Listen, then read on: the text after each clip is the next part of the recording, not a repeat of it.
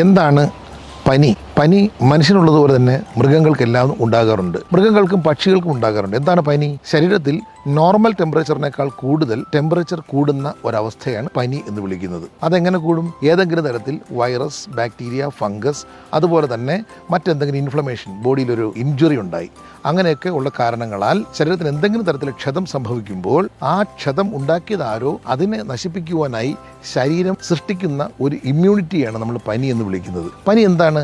Normal ടെമ്പറേച്ചറിനെക്കാട്ടി കൂടുതലാണെന്ന് ഞാൻ പറഞ്ഞു കഴിഞ്ഞു. അപ്പോൾ എല്ലാത്തിനും നോർമൽ ടെമ്പറേച്ചർ, മനുഷ്യൻ്റെ നോർമൽ ടെമ്പറേച്ചർ 98.6 ഡിഗ്രി ഫാരൻഹീറ്റ് ആണ്. അതുപോലെ തന്നെ നായ്ക്കളുടെയും പൂച്ചകളുടെയും നോർമൽ ടെമ്പറേച്ചർ 101.5 ഡിഗ്രി ഫാരൻഹീറ്റ് ആണ്. പശുക്കളുടെയും ആടുകളുടെയും ബഫലോയുടെയൊക്കെ നോർമൽ ടെമ്പറേച്ചർ 102.5 ഡിഗ്രി ഫാരൻഹീറ്റ് ആണ്.